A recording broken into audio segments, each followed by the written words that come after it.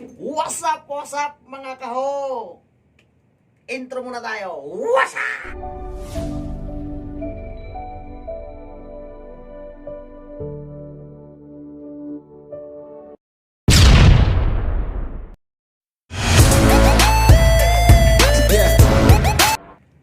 So, mga kahok, may nagtatanong kasi ilan sa atin, paano ba daw maging tower crane operator? So, paano nga ba? Ito, kailangan matibay ang loob mo. Ha? Mayroon kang fighting spirit. Kailangan desidido ka sa trabahong papasukin mo. Wala kang takot na harapin ang napakadelikadong trabaho.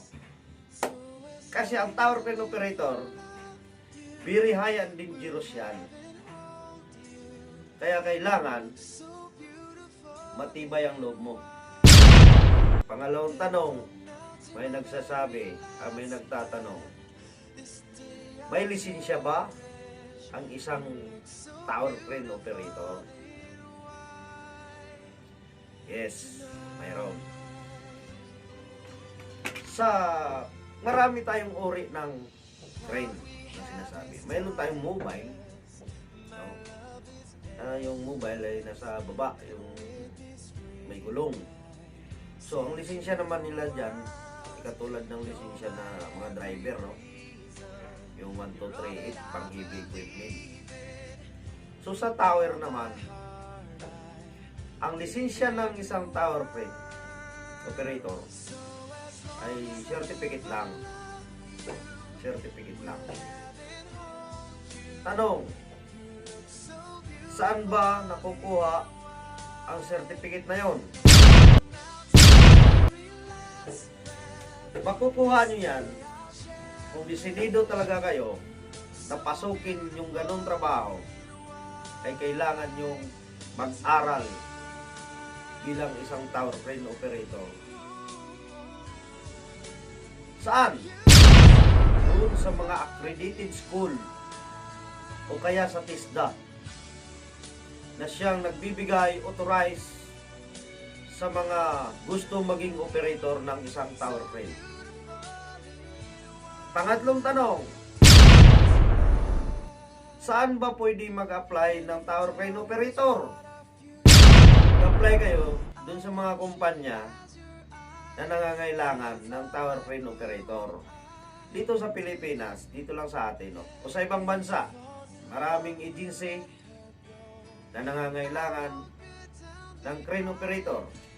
Dito sa atin, maraming kumpanya, mamimili na lang kayo. So, mayroong ilan dyan na hindi na kailangan ng experience, basta mayroon na kayong certificate galing sa TISDA na yan, certified na kayo bilang isang tower crane operator. Panghuling tanong, magkano ba ang sinasahod ng isang tower crane operator? Yan naman ay nagdidepende sa kumpanya na inyong pagpapasukan. Kasi yung iba dyan, although na critical yung trabaho natin, hindi nila na-appreciate yung ginagawa ng tower crane operator. No? Very high and dangerous yan. Mayroon namang iba na above minimum. So, depende sa kumpanya na papasukin nyo.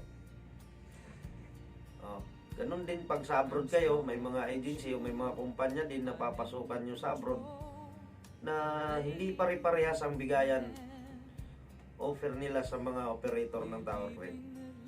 Okay? Sana makatulong tong video na to sa mga nais o gustong maging operator ng tower crane. Paki-subscribe nyo na lang sa hindi pa nakapag-subscribe ng channel ko. Paki-subscribe na lang, paki-like and share. Kung mayroon kayong katanungan tungkol sa tower crane, comment lang kayo at sasagutin natin. Sa next video, papakita ko sa inyo paano naman pagaganahin ang isang tower crane. Maraming salamat. Hanggang sa muli. Bye-bye.